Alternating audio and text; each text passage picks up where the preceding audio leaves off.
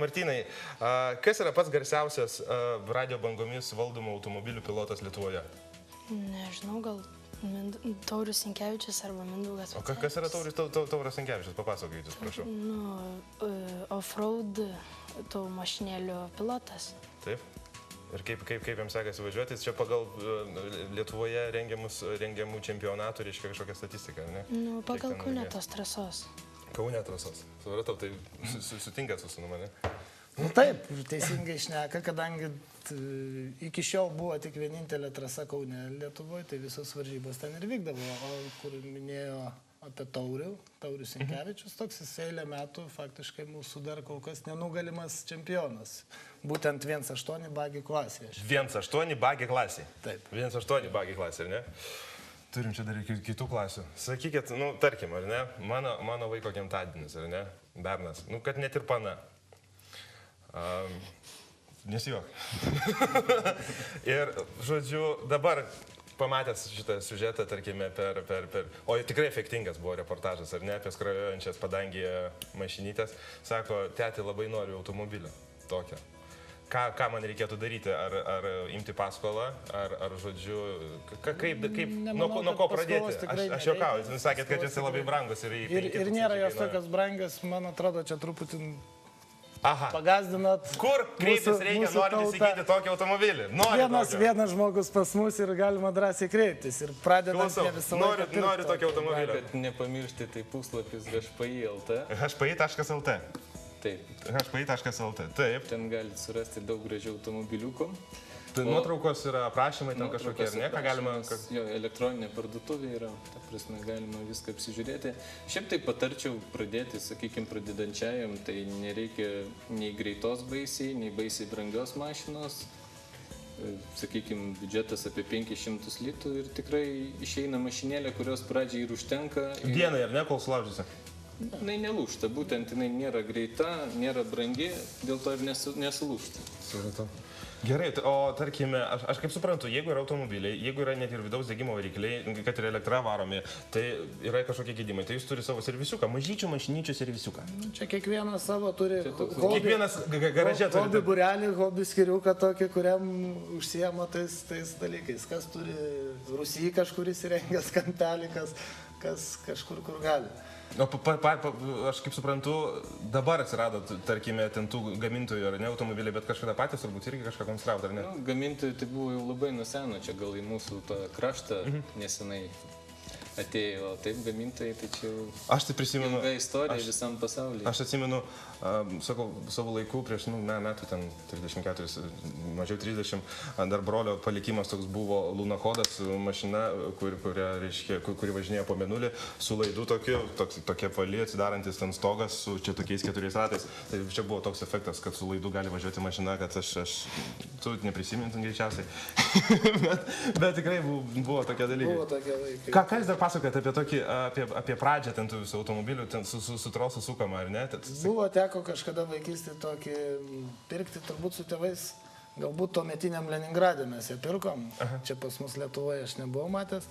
Buvo tokia metalinė skardinė, panašiai tokia dydžio kaip šitie automobiliai. Ir prie jos troselės sukdavo į rankenėlę, tas troselės sukdavo ratus kažkoks būdavo perdavimas. Bet kadangi tai buvo jau senai, man ten buvo galbūt 5 metai, tai aš jau tų techninių visų ten neatsimenu, bet žinau, kad jos pavara veikdavo nuo sukamos rankenėlės, kuri per trosą lyną kažkokį sukdavo ratus. Supratau. Tai pabaigai mes norėtume jums pasiūlyti dar vieną tokį, reiškia, sporto įvykių apžvalgą, ar ne?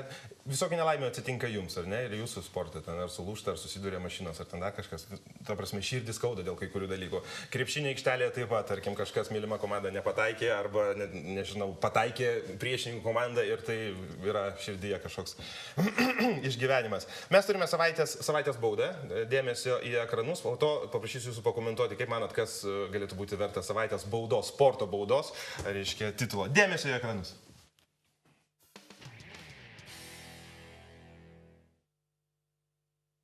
Ai. Tenisininkas iš kitos planetos sugeba nepataikyti raketę ir taip pralaimėti finalą. Neįtikėtina, kaip nenuskilo Roger Federeriui. Šveicarui bauda už tokį kliurką, kurį padovanojo pergalę Rafaeliui Nadaliui. Bauda Rimantui Kaukėnui, kuris Ispanijos ACB atkrintamasias varžybas žiūrės kaip žiūrovas, nes Realo strategas Ettore Messina neįtraukė Rimo į 12 žaidėjų sąrašą dalyvausiančių atkrintamosiose varžybose. Va taip, Rimai, 13 numeris, kažkada buvo į rinktinėje 13, dabar Reale 13, nelaimingas skaičius. Valensijos klubas mušėsi į krūtinę, kad Davidas Villa neparduodamas. Tačiau Barsa tik pasiūlė 40 milijonų eurų ir visi mušimai į krūtinę baigėsi. O pats Villa jau Barcelono žaidėjas. Melavo Valensijos vadai. Bauda jiems už tai. Gal savaitės bauda, tai tokie sporto įvykiai, kurie vienaip ar kitaip įtakoja tiek mūsų sirgalių, tarkim, ir ne, požiūrį į tos pačius sportininkus, tiek ir pačių sportininkų gyvenimą. Gal jūs turite kažkokį savaitės sporto nuotykį, kurį galėtumėt priskirti prie savaitės baudos, išmatytų ir girdėtų, ne? Kauniečiai, ar ne visi? Ne, aš tai Vilniui. Kauniečiai, ar ne? Kaip manat, kaip finalo serija, jeigu jau kalbant nuo automobiliukų perinant prie aktualios dabar krepšinio temos, kaip manat, kaip čia? Mindaugas Kaunietis, jis apie krepšinį, aš Vilniui. Ko? Kodėl sakai, kad kauniečiai visą komandą? Mes su sūnumi kauniečiai. Nu, dovanokit tada.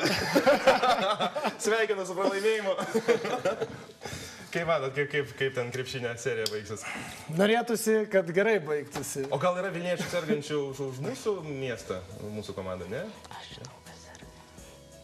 Aš už mašinėlės. Aš už mašinėlės, gerai, nu čia truputėlį nukrypom. Tai apie mašinėlės, kur artimiausiu metu galima būtų, tarkime, pasižiūrėti, kaip jos toliau šokinėja trasoje, gal čempionatas kažkoks bus? Čempionato pirmas etapas vyks jisai Utenoj.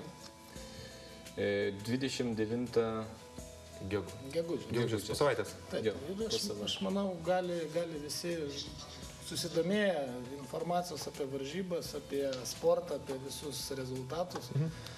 Internete pasižiūrėti. Tinklapis www.rc, nu žodžiu, radio control, angliškas. Radio control, ne radio centras. Brūkšnelis ir karas. Pat angliškas žodelis, .lt. .lt. Kitas puslapis dėl automobiliukų yra hpi.lt, ar ne, jeigu norėtumėt gimtadienio progą padovanoti mašinytę. Taip? Ir hpi.lt irgi rasit visą informaciją apie čempionatus. Apie čempionatus, jeigu norint juose dalyvauti. Ačiū. Gerų startų. Ačiū, kad atėjot. Ačiū. Gero verslo ir negendančių variklių. O mes su Sport1 savaitgalio žiūrovais būtinai susimatysime rytoj, sekmadienį, tuo pačiu metu 19 val. Gero ir smagaus jums savaitgalio, nu aš jūs palieku trumpai reklamai, o po jos mes supažindinsime jūsų naujausiomis žiniomis, savame suprantama, kolegė Asta Žukaitė. Ačiū ir iki rytojaus.